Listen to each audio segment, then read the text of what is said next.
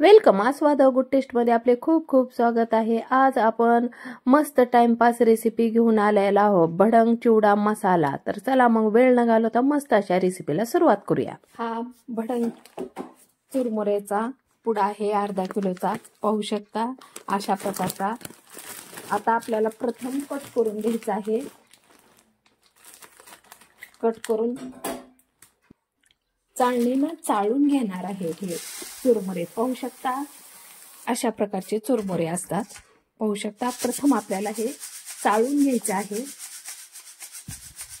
नंतर पूर्ण फुफुटा निघतो, त्यामुळे शक्यतो आपल्याला चिवडा करायच्या अगोदर ही प्रोसेस करणे खूप गरजेचे आहे। पूर्णपणे चाळून झालेले आहेत, पाहू शकता अशा प्रकारचा फुफुटा केर कचरा निघतो आणि अशा प्रकारे पूर्ण चाळून घेतले आहे। सरट कढई ठेवलेली आहे, लो गॅसवर गॅस गरम केलेला आहे आणि आता मी अशा प्रकारे अगदी थोडे थोडे चुरमुरे घेऊन मी भाजून घेणार आहे, कडक करून घेणार आहे। मी 2 ते 3 स्टेप मध्ये मी भाजून घेणार आहे। तर पाहू शकता मी अशा प्रकारे पोहे टाकून घेतलेले आणि मस्त असे भाजून घ्यायचे आहे, जेणेकरून मस्त आपला भडंग चिवडा तयार होतो। लो गॅसवर ही प्रोसेस करायची आहे आपल्याला। हाताला थोडस गरम वाटायला लागलं की आपल्याला काढून घ्यायचे आहेत। पाहू शकता हाताला गरम असे पोळत आहेत। आता मी हे पोहे घेऊन अशा प्रकारे रिकाम्या प्लेटमध्ये टाकून घेत आहे। आता पुढचे पोहे मी भाजून घेत आहे। एकंदर पूर्ण पोहे आपल्याला भाजून घ्यायचे आहेत, कडक करून घ्यायचे आहेत। एकंदर पूर्ण पोहे आता मी भाजून घेतले आहेत अशा प्रकारे। गॅस सुरू केलेला आहे, लोखंडी कढई ठेवलेली आहे। अर्धा किलो चुरमुरे आहेत, त्या अर्धा किलो चुरमुऱ्याला अगदी थोडेसे म्हणजे 100 ग्राम शेंगदाणे मी कमी यूज केलेले आहे, 400 ग्राम शेंगदाणे घेतले आहे। मस्त असे कडक तेलात खरपूस भाजून घ्यायचे आहेत आपल्याला। पाहू शकता तेल कडक झालेले आहे, मस्त तडतड होत आहेत। 2 ते 4 मिनिटात मस्त तळले जातात। असे खरपूस भाजलेले आहेत, पाहू शकता तडतड आवाजही येत आहे। चला आता मी काढून घेते। पाहू शकता अशा प्रकारे घ्यायचं आहे आणि मस्त अशा चुरमुरेच्या पोह्यावर आपल्याला टाकून घ्यायचे आहेत अशा प्रकारे। अशा प्रकारे पूर्ण शेंगदाणे मी ह्या चुरमुऱ्यावर टाकणार आहे अशा प्रकारे। आता आपल्याला दुसरी स्टेप तळायची आहे, ती म्हणजे फुटाण्याचे दाणे। मस्त असे मी हे फक्त 200 ग्राम घेतले आहेत। मस्त असे आपल्याला तळून घ्यायचे आहेत, त्याला जास्त तळण्याची आवश्यकता नाही, ऑलरेडी हे भाजलेलेच असतात। फक्त 2 ते 3 सेकंद आपल्याला ठेवायचं आहे। 2 ते 3 सेकंद झाले आहेत, आता मस्त असे मी काढून घेत आहे आणि ह्या चुरमुरेच्या पोह्यावर टाकून घ्यायचे आहेत अशा प्रकारे। पाहता तुम्हाला लक्षात येईल मी कशी प्रोसेस करत आहे। तेलातले काढायचे आणि त्याच्यात टाकायचे आहे अशा प्रकारे। आता मी फुटाण्याचे दाणेही टाकून घेतलेले आहेत। खोबऱ्याचे काप घालत आहे, मस्त असे आपल्याला तळून घ्यायचे आहेत। पाहू शकता अगदी कलर चेंज होईपर्यंत, ब्राऊन होईपर्यंत तळून घ्यायचे आहेत।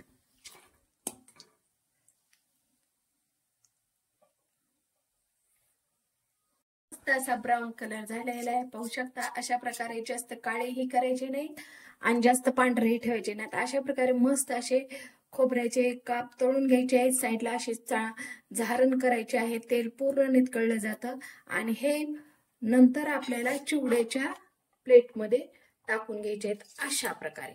तर तुम्ही पाहता मी कृती कशी करत आहे, तुमच्या लक्षात एकंदर आलेलं असेल. अशा प्रकारे टाकून घ्यायचं आहे.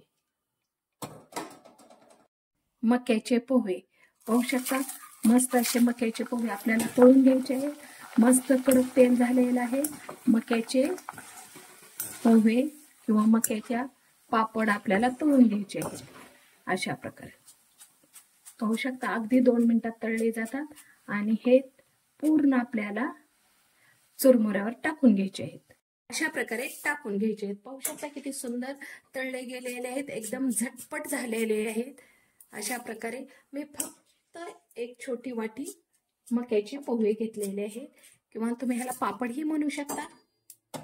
फक्त 5-6 मिरच्या हिरव्या तळून घ्यायच्या आहेत. जास्त घ्यायच्या नाहीत आपल्याला. अगदी 2 सेकंद तळण्यासाठी लागतात.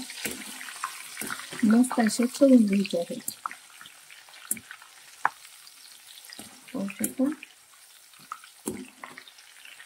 पाहू शकतात मस्त अशा मिरच्या तळून झाल्या. आता मी काढून घेते. पहा अशा प्रकारे चाळणी आपल्याला नितळायला ठेवायची आहे. नंतरच आपल्याला चुरमुऱ्यावर सोडायचे. अशा प्रकारे मस्त असे सोडून घ्यायचे आहेत आपल्याला. आता आपल्याला टाकून घ्यायचा आहे कढीपत्ता. तर पाहू शकता मस्त असा कढीपत्ता आपण तळून घ्यायचा आहे. अगदी 2 मिनिटात तळला जातो अशा प्रकारे.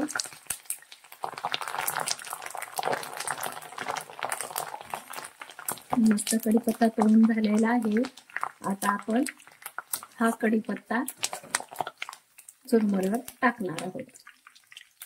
अशा प्रकारे चुरमुऱ्यावर टाकून घ्यायचा आहे कढीपत्ता. कढीपत्त्याशिवाय चिवड्याला टेस्ट येत नाही, म्हणून कंपल्सरी आपल्याला कढीपत्ता टाकणं गरजेचं आहे.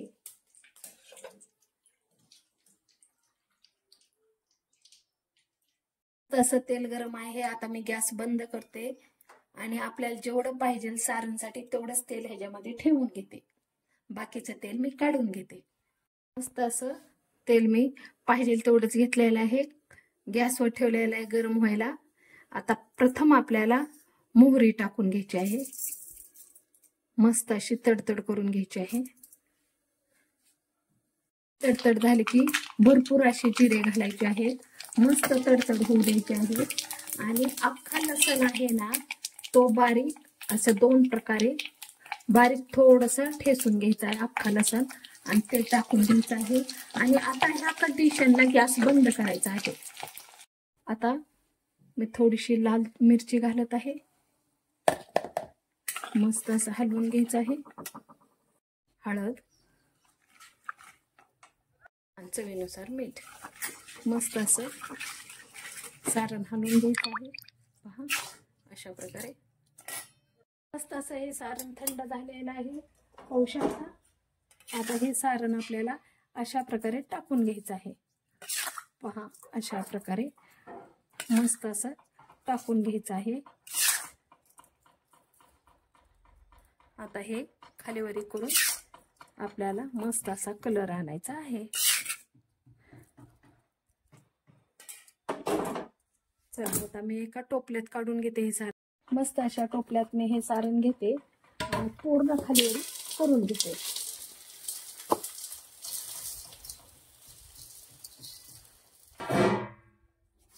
अशा प्रकारे चोळून घेते प्रथम. पाहू शकता हळूहळू कलर बदलत आहे.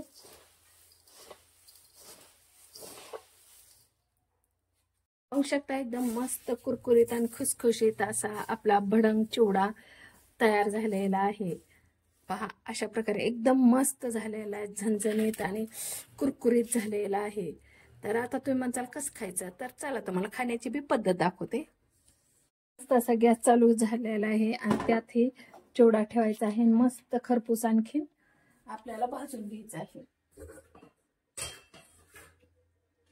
मस्त खरपूस लो गॅसवर भाजून घ्यायचा आहे. कुरकुरीत खमंग होतो आणि एकजीव होतो. अशा प्रकारे अगदी 5 मिनिटं ठेवायचं आहे. मस्त कुरकुरीत खुसखुशीत होतो.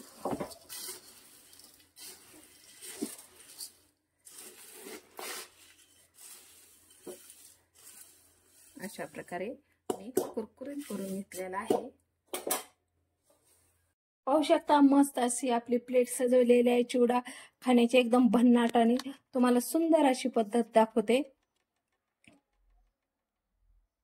मस्त असा चिवडा प्लेट मध्ये घेतलेला आहे. अगदी छोटासा कांदा चिरलेला घालायचा आहे मध्ये वरी, पाहू शकता. आणि टोमॅटो बी थोडासा घालायचा आहे. आणि मस्त असा लिंबू पिळायचा आहे. आणि कोथिंबीर टाकायची आहे.